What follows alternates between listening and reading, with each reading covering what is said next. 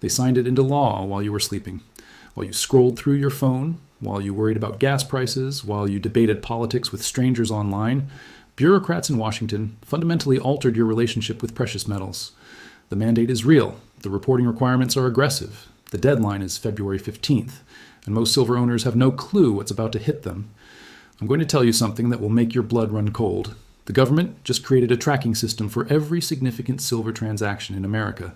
They approved it quietly, implemented it quickly, and designed it to catch you off guard. This isn't speculation or fear-mongering. This is federal law, published, finalized, and ready to enforce. I've spent the last week dissecting every page of this mandate, talking to dealers across the country, consulting with legal experts who specialize in precious metals compliance. What I discovered should terrify anyone who values financial privacy. The new rules are more invasive than the draft version suggested. The thresholds are lower than industry insiders predicted. The enforcement mechanisms are designed to ensure absolute compliance. Let me be crystal clear about what's coming. On February 15th, precious metals dealers will be required to report cash purchases of $3,000 or more to the Financial Crimes Enforcement Network. That's not a typo, $3,000. At today's silver price of roughly $75 per ounce, we're talking about 40 ounces triggering a federal report. This is a seismic shift from the previous system. The old threshold was $10,000, matching standard banking requirements. The new number effectively captures almost every serious silver purchase made in America. A single tube of Silver Eagles costs around $850 at current premiums. Buy 4 tubes and you've crossed the line. But the dollar amount is only the beginning of your problems. The mandate also introduces suspicious activity reporting requirements that turn dealers into government informants. If you make multiple purchases that appear designed to avoid the $3,000 threshold, dealers must file a SAR flagging your behavior as potentially criminal. Let me paint you a scenario that's about to become illegal. You walk into a coin shop on Monday and buy $2,800 in silver rounds. On Wednesday, you return and purchase another $2,800. Under the new mandate, that dealer is legally obligated to report you for structuring, a federal crime that carries penalties of up to 5 years in prison. You don't need criminal intent for this to apply. The mere appearance of threshold avoidance is sufficient. The regulation explicitly states that patterns of behavior designed to evade reporting requirements constitute suspicious activity regardless of whether actual money laundering is occurring. Now let's talk about what information gets collected when you trigger a report. The currency transaction report requires your full legal name, date of birth, social security number, current address, phone number, occupation, and employer information. It requires details about the transaction, including the exact amount, the type of products purchased, and the payment method used. This data doesn't sit in some dusty file cabinet. It's transmitted electronically to FinCEN within 15 days of the transaction. It's stored permanently in federal databases accessible to the IRS, FBI, DEA, Homeland Security, and every other alphabet agency with authorization. When you buy silver, Big Brother now knows your name, where you live, and exactly what you purchased. The privacy that attracted many people to precious metals in the first place evaporates on February 15th. The anonymous transaction, the cash deal, the private accumulation of wealth outside the banking system, all of it ends. But wait, there's more. The mandate also implements customer identification requirements borrowed directly from banking regulations. Before completing any transaction over $3,000, dealers must verify your identity through government-issued ID and implement formal customer due diligence procedures. Some dealers are going even further than the mandate requires. I spoke with representatives from major online bullion companies who are implementing identity verification for all purchases over $1,000, regardless of payment method. They're being overly cautious because the penalties for non-compliance are business-ending events. The fines for failing to file required reports start at $25,000 per violation and escalate rapidly. Criminal penalties include up to 5 years imprisonment for willful violations. State licensing boards can revoke dealer licenses for non-compliance. Dealers have no choice but to become compliance officers for the federal government. The coin shop owner who used to sell you silver with a handshake and a smile now needs your social security number and 3 forms of identification. The online dealer that processed your order in 5 minutes now requires verification that takes 48 hours. Let me address the question burning in your mind right now. What about private sales between individuals? The mandate specifically targets businesses engaged in precious metals dealing.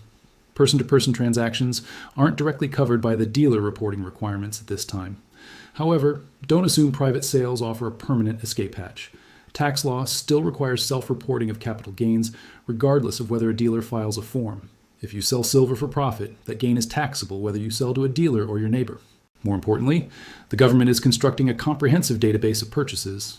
If their records show you bought $100,000 in silver over 5 years, and you never report any sales, red flags will trigger investigations. The audit letter asking about unreported capital gains becomes inevitable. The surveillance infrastructure is the real purpose here. The mandate isn't primarily about catching money launderers or drug dealers. It's about visibility into an asset class that has historically existed outside government control. Think about why this is happening now. 3 factors converged to make this mandate possible when previous attempts failed. First, precious metals demand has exploded since 2020. Silver Eagle sales shattered records. Millions of new stackers entered the market. Money flowing into silver attracted regulatory attention. Second, the current administration has made expanded financial surveillance a core priority. They've implemented beneficial ownership reporting for businesses. They've increased FinCEN funding dramatically. They've explicitly targeted cash-intensive industries for enhanced monitoring. Third, and most critically, the government is broke. The United States runs annual deficits exceeding $2 trillion. The national debt surpasses $36 trillion. Interest payments on that debt now consume more than $1.1 trillion annually, exceeding the entire defense budget. Washington is desperate for revenue. They're building surveillance systems that maximize tax collection from every possible source. Precious metals represented one of the last ways to hold significant wealth outside the financial system where transactions could occur without government knowledge. That era ends February 15th. The mandate brings precious metals into the same surveillance framework governing banking and securities. The government wants to know who owns what, track every flow of value, and create the paper trail necessary for taxation or potential seizure. I'm not claiming confiscation is imminent, but the infrastructure for confiscation is being constructed right now. The database tracking your silver purchases is the same database that would guide agents to your door if confiscation became policy. History shows governments in fiscal crisis do desperate things. Executive Order 6102 in 1933 required Americans to surrender gold to the Federal Reserve. It happened before, under conditions eerily similar to today. The new mandate isn't confiscation, but it's the prerequisite that makes confiscation enforceable. Let me show you what dealers are doing in response. I've interviewed representatives from 8 major dealers and 6 local coin shops. The reactions range from reluctant compliance to outright business closure. Large online dealers like Appimex, SD Bullion, and JM Bullion are implementing full compliance systems. They've hired compliance officers, upgraded software to auto-generate CTRs, and sent notices to customers about new identification requirements. These companies are too visible to risk non-compliance. Smaller dealers face an existential crisis. The compliance costs are crushing for operations with thin margins. Implementing required systems, training staff, maintaining records, and filing reports creates overhead that makes business unsustainable for some. One local dealer I interviewed is closing his doors March 1st after 28 years in business. His exact words, "I became a coin dealer to help people protect their wealth, not to be a government spy." He's not alone. Several small dealers are exiting rather than comply. Other small dealers are adapting creatively. Some are limiting sales to stay below thresholds. Some are focusing on numismatic coins with different reporting rules. Some are moving to appointment-only models that reduce transaction volume. The net effect is market consolidation. Large compliant dealers who report everything will dominate. Small privacy-respecting options are disappearing. Your ability to buy silver without surveillance shrinks dramatically after February 15th.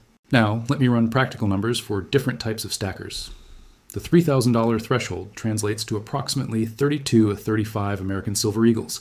At current premiums, 35-38, Canadian Maple Leafs, 38 to 42 generic rounds, or barely half of a single 100-ounce bar.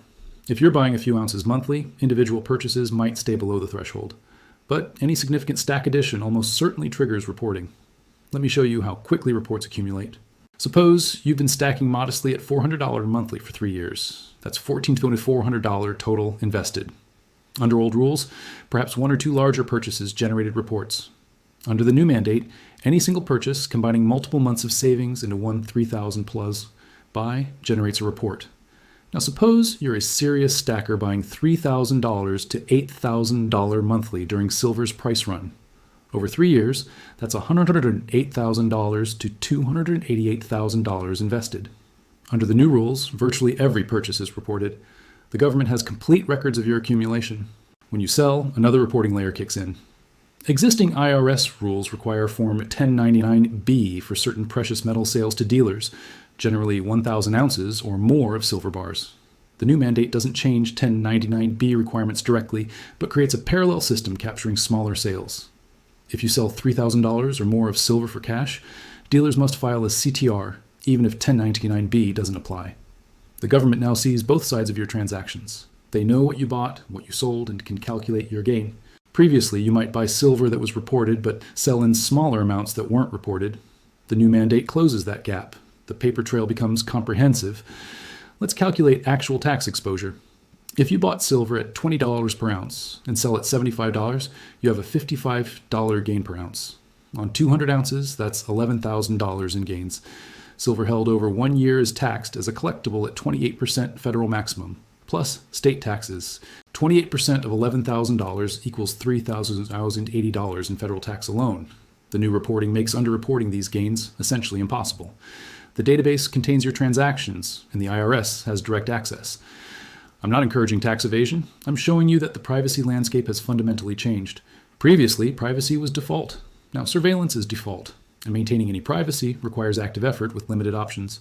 Where's this heading long term? The regulatory framework includes explicit provisions for future amendments. Thresholds can be lowered through administrative action without new legislation. Reportable transaction categories can expand.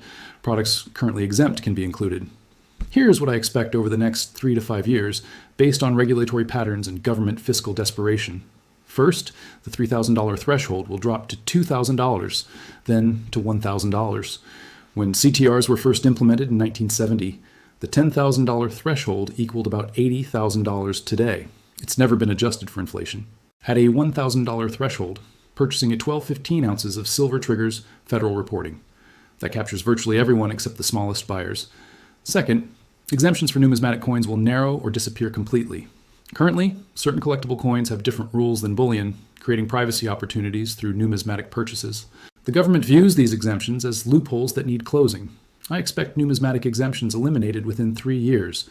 Third, reporting requirements will extend to private sales between individuals. FinCEN has explicitly stated that person-to-person precious metals transactions represent potential money laundering vectors requiring attention. Enforcement of private sale reporting will be difficult but selectively applied to high-profile cases, creating fear and driving compliance. Fourth, holding reports may be implemented requiring annual disclosure of precious metals above certain thresholds, perhaps $50,000 or $100,000. This wouldn't be called confiscation, but tax compliance. The effect is identical.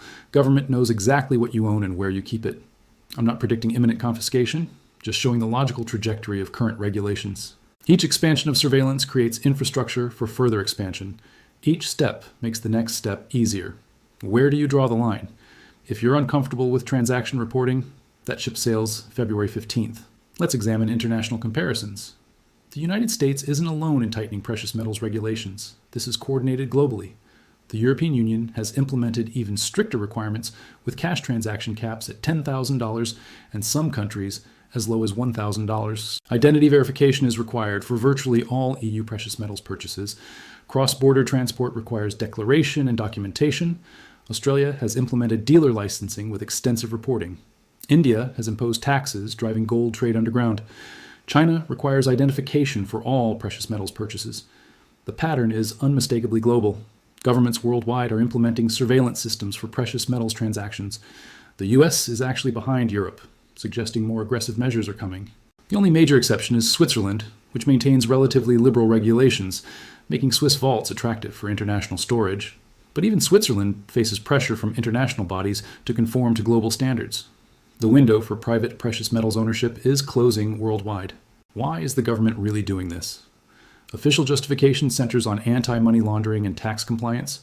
Treasury statements emphasize combating illicit finance, drug trafficking, and terrorism financing.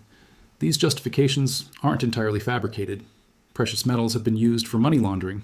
But the scale of response is completely disproportionate to the stated problem. The precious metals market is tiny compared to real estate, art, cryptocurrency, and other asset classes used far more extensively for money laundering. Yet precious metals receive reporting requirements exceeding those other markets. Why? Because precious metals represent something government fears, wealth existing outside their system, money that cannot be tracked, inflated, or controlled, assets retaining value regardless of Washington's policies. When you own silver, you're making a statement. You're saying you don't fully trust the dollar. You're saying you want insurance against government mismanagement. You're saying you value privacy and independence. The government hates that statement. They want you dependent on the banking system, where accounts can be monitored, frozen, or seized instantly. They want you invested in stocks and bonds where wealth ties to corporations and governments they influence. They want you holding dollars they can print infinitely and inflate away when debt becomes unmanageable. Silver represents an exit from that system, and the new mandate is designed to close that exit. I'm not advocating tax evasion or illegal activity. I'm pointing out the regulatory burden on precious metals is politically motivated, not proportionate to genuine law enforcement needs. The same government that cannot secure borders, balance budgets, or prevent pandemic fraud somehow mobilizes extensive resources to track your silver purchases. Ask yourself why that priority exists. Ask what it reveals about their intentions. The database being built isn't just for tax collection, it's for control, for knowing exactly who has opted out and by how much. When the next crisis arrives, when the dollar faces serious pressure, when government needs extraordinary measures, they'll know exactly where to look. This isn't paranoia, it's pattern recognition. Governments in fiscal distress take desperate measures. The surveillance infrastructure being built enables those measures. If you own silver, the new mandate validates everything you believed about the system. You didn't buy silver because you trusted government. You bought it precisely because you didn't. You bought it because you understood dollar debasement. You bought it because you wanted assets outside the banking system. You bought it because you valued privacy and independence. Now government is proving you right by implementing precious metal surveillance. They're confirming silver represents a threat to their control. They wouldn't bother tracking it otherwise. Every regulation, every reporting requirement, every surveillance expansion is an admission that precious metals are real money. You don't regulate worthless pet rocks. You don't build databases to track barbarous relics. They track silver because silver has value, because silver threatens their monetary monopoly. Your decision to stack silver wasn't just financially prudent, it was philosophically correct. Well, you understood the system's nature before it revealed itself so explicitly. The new reporting requirements are frustrating and frightening, but consider an alternative perspective. The government is implementing these measures because they're scared of what silver represents, scared of citizens opting out, scared of losing control. A confident government doesn't obsessively track precious metals purchases. A stable monetary system doesn't require surveillance over alternative assets. The new mandate isn't a sign of strength, it's a sign of weakness. It's the action of an empire in decline desperately trying to maintain control over citizens losing faith. Your silver is more valuable today than last week, not because price changed, but because the government confirmed they view it as a threat. Hold your position. Don't be intimidated. Don't sell silver because you fear being on a list. You'll end up on a list eventually. The question is whether you're on that list with 10 ounces or 1,000 ounces. I'd rather be listed as someone who prepared for what's coming than unlisted as someone who trusted the system and was destroyed when it collapsed. So what should you do before February 15th? First, if you've planned significant silver purchases, consider making them before the deadline. After February 15th, purchases will be reported. Before that date, depending on your dealer and payment method, you may have more privacy. I'm not telling you to break laws, I'm saying rules change February 15th. Second, establish relationships with local coin shops while they still exist. Many small dealers are exiting rather than comply. Those remaining may be your last source of relatively private transactions for smaller purchases.